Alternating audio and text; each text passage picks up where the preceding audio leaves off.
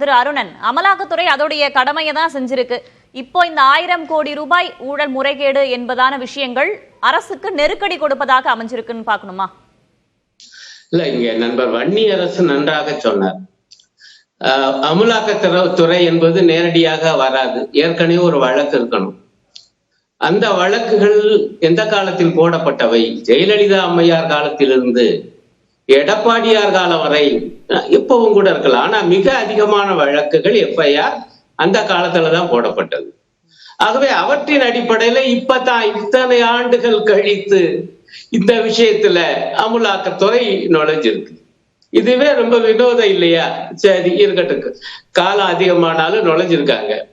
இப்ப இதுல முறைகேடுகள் நடந்திருக்கா இல்லையா என்று நாம தீர்ப்பு சொல்ல வேண்டியதில்லை. அதுக்கான முகாந்திரங்கள் இருக்குமேயானால் ஒருவேளை அவற்றையெல்லாம் உறுதிப்பட உரிய ஆதாரங்களுடன் நம்முடைய அமலாக்கத்துறை கண்டுபிடிக்குமேயானால், கண்டுபிடித்து நீதிமன்றத்தை நிரூபித்து குற்றவாளிகளுக்கு தண்டனை பெற்று தருமையானால் நிச்சயமா நாமெல்லாம் மகிழ்ச்சி அடையணும். எங்களுடைய கட்சியின் நிலைப்பாடு அதுதான். ஐயா, யார் ஊழல் பண்ணியிருந்தாலும், யார் சட்டவிரோதமா இருந்தாலும் உரிய தண்டனை வாங்கித்தாங்க. ஆனா என்ன வேடிக்கையா இருக்குன்னா, இந்த அமலாக்கத்துறை என்பது இப்ப பாருங்க, இந்த 1000 கோடி ரூபாய் ரொம்ப நாகராஜன் ரொம்ப சாதாரணமா சொன்னாரு. ஐயா ஒருத்தர் சொன்னாரு, எங்க கட்சி தலைவர் சொன்னாரு. இதுக்கு சரியா கரெக்டா 1000 கோடி ரூபான்னு அண்ணாமலையார் சொல்றாரு. அப்படியே அதே தொகையை போட்டிருக்காங்க. நான் அதை படிச்சு பார்த்தேன். இவங்களுடைய அமலாக்கத்துறையினுடைய பத்திரிகை செய்தி கரெக்டா 1000 கோடி. அதற்கு முன்பு இவர் சொன்ன விவரம்லாம் இருக்கு. இதுல ஊழல், இதுல முறைகேடு, அதுல முறைகேடு, இவ்வளவும் கூட்டி பார்த்தா ஒரு 100 கோடி 50 கோடி கூடுதல் கரைச்சலா கூட வராதா? என்னங்க இதுவே எப்படி ஒரு நம்பிக்கையின்மை உருவாக்குது? கரெக்டா 1000 கோடி இருக்கட்டும், ரைட். அதை நிரூபிக்கிறாங்களா இல்லையான்னு நம்ம பார்ப்போம். என்ன பொறுத்தவரை, எங்களை பொறுத்தவரை நாம சொல்றோம், இந்த அமலாக்கத்துறையுடைய செயல்பாடு எப்படி இருக்கு, மக்கள்கிட்ட அது நம்பிக்கையை பெற்று இருக்கா? அதாவது ஒரு படத்துல வடிவேல் சொல்ற மாதிரி, ஐயா நீ நல்லாத்தான் ஆரம்பிக்கிற, ஆனா உன் பினிஷிங் சரியில்லையா பாப்புல. அந்த மாதிரிதான் இருக்கு அமலாக்கத்துறை. இப்ப வன்னியரசு ஒரு புள்ளி விவரம் சொன்னாரு, நாகராஜ் ஒண்ணு சொன்னாரு. நான் என்ன பண்ணேன், இந்த விவாதத்துக்கு வர்றதுக்காக அமலாக்கத்துறையினுடைய அதிகாரபூர்வமான இணையதளத்துக்குள்ள போய் பார்த்தேன். அவங்க தங்களை பற்றி, தாங்கள் கையாண்ட வழக்குகள் பற்றிய சில அடிப்படையான புள்ளி விவரங்களை 31 ஜனவரி 2023 அன்று என்ன நிலைமை, 2 வருஷம் ஆகி போச்சு, ஆனா அப்டேட் கூட பண்ணல. எப்படி இருக்கு பாருங்க அமலாக்கத்துறை, இப்படித்தான் இருக்கு. நான் பார்த்தது தப்புனா நீங்க கூட பார்த்து சொல்லலாம். இதுல அவங்க என்ன போட்டு வச்சிருக்காங்கன்னா, இந்த அமலாக்கத்துறை இந்த பண மோசடி தடுப்பு சட்டத்தின் கீழ், PMLA, அந்த சட்டத்தின் கீழ் வந்த புகார்களை அவங்க பதிவு பண்ணது என்பது 1142 2023 ஜனவரி. ஆனா அதுல விசாரணை முடிஞ்சதே வெறும் 25 தான். அவங்களே போட்டு வச்சிருக்காங்க. என்ன திறமையா இயங்குதியா நம்ம அமலாக்கத்துறை? இது யார், எந்த துறையின் கீழ் வருது தெரியுமா? நிதித்துறையின் கீழ்.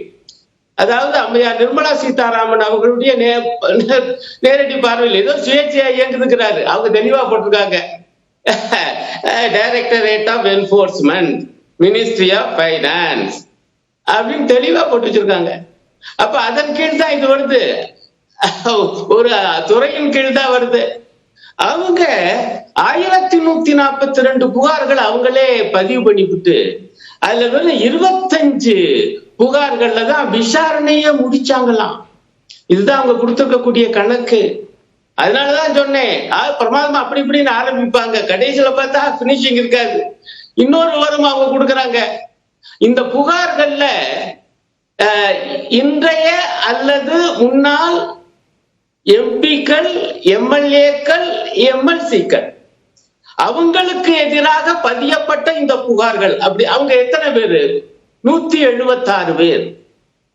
அவங்களே 176. ஆனா வழக்குகள் முடிச்சது வெறும் 25. விசாரணை முடிச்சது. இதுல எந்த MLA, எந்த MP, எந்த MLCக்கு இவங்க தண்டனை வாங்கி கொடுத்தாங்க, அந்த விவரத்தை காணோம். சரி, இந்த கேள்விக்கு நம்ம திரு ஜி கே நாகராஜ் கிட்ட முடிச்சறேன். இவ்வளவுதான். அப்ப இவங்களை நம்பி மக்களுக்கு இவங்க மேல என்ன நம்பிக்கை வரும்?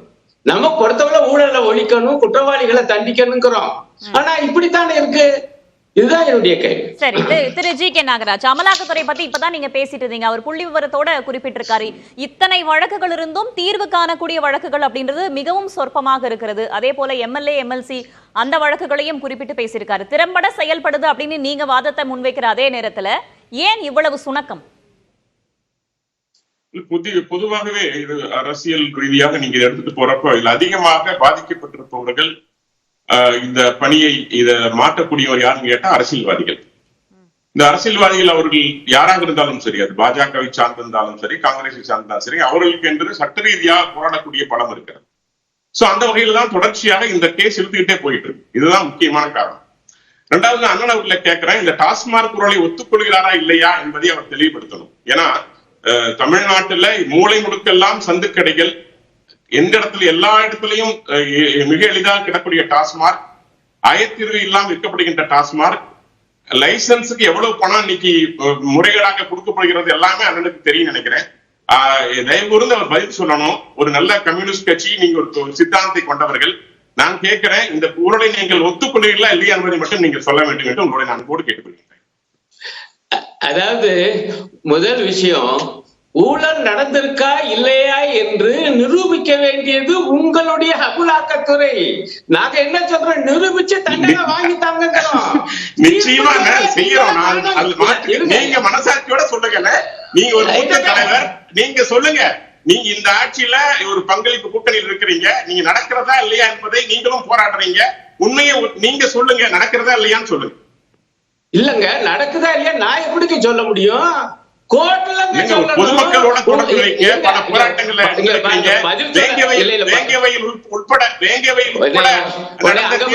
நீங்க போராடுறீங்க.